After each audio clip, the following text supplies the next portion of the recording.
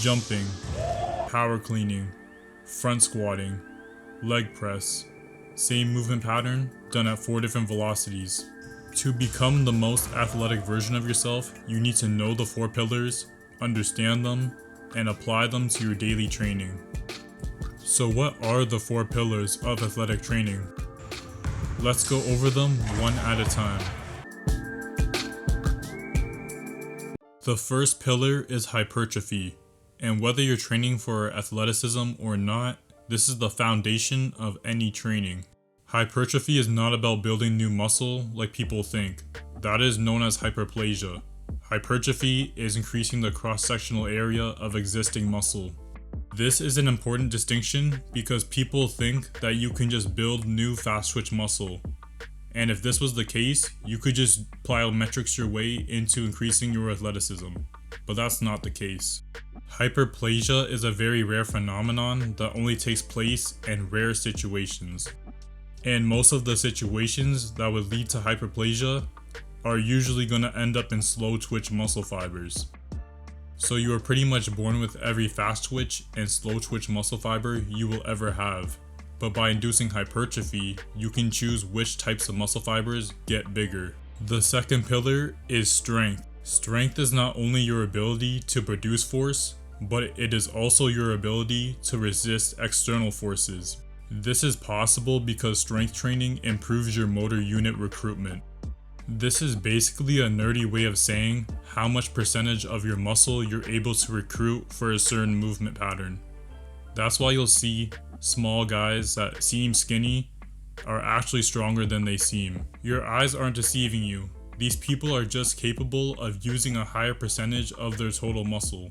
The third pillar is power.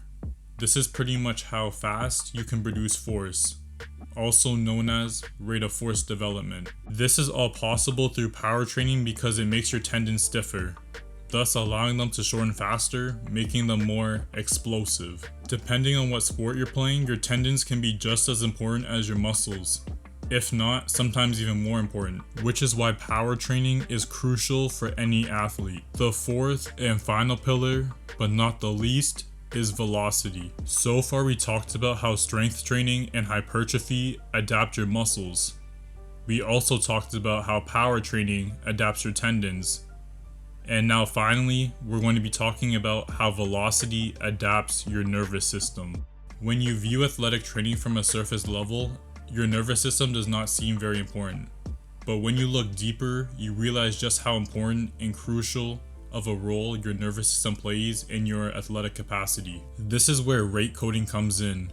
The faster you're able to send signals from your mind to your muscles through your neurons, the better your athleticism will be. This is exactly what makes Usain Bolt a legend. His neurons just fire in an instant. Most people believe that high velocity training such as plyometrics increases tendon stiffness.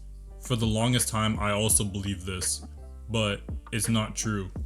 In reality, it's your muscle stiffness that improves. So basically your ability to contract your muscles isometrically, along with how fast your neurons can fire to withstand these forces in time. Now that we know what each of the 4 pillars are and understand how each of them contribute to making us into better athletes, it's time to apply this knowledge into our daily training. Note that how you train in each of the 4 pillars completely depends on what you are training for.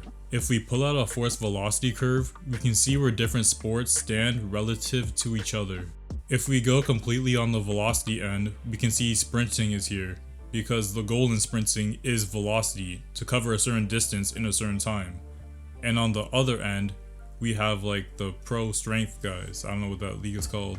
The world's strongest men, yes. And in the middle, we have everything else. Now that I've made that clear, let's reset the order starting with hypertrophy. If you are training to run faster or jump higher, you want to be really sensitive when it comes to hypertrophy training. This is because weight is a big factor in high velocity sports. And if you add weight in the wrong places, build muscle in the wrong places, then you will negatively impact your performance in that sport. And this isn't to say that hypertrophy is a bad thing, but you only want it in areas that are really important.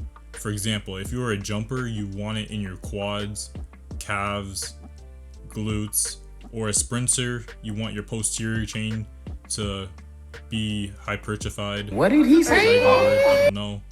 But for example, if you build weight in your chest, your triceps, these areas will negatively impact your vertical and your running speed. But on the other hand, if you're training to be the world's strongest man, then you want as much hypertrophy as possible pretty much. There's almost no limit to how much hypertrophy you want. A sprinter might only do hypertrophy training in the off season a couple times here and there, while a powerlifter might do it once or twice a week.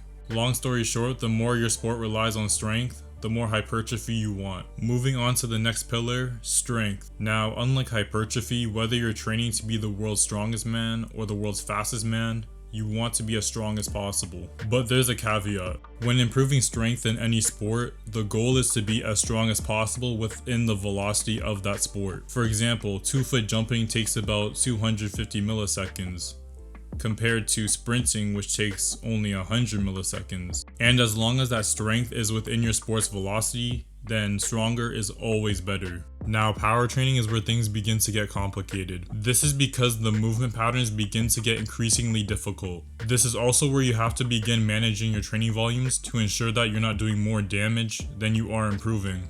Your tendons can only take so many beatings before they fall apart. Believe me when I tell you, tendinopathy is not your friend. To know if you're doing too much or too little power training, you kind of just have to have a gut feeling for it, which you develop over time from experience. I truly believe every athlete needs to mess around and find their limits. Now, velocity training is where things begin to get interesting. This training won't be nearly as effective for building muscle, but in terms of conditioning and coordination, this is where it's at. That's why this phase of training is usually done last. I also mentioned earlier how you're born with all the fast and slow twitch muscle fibers you will ever have. This is the phase where you can change that.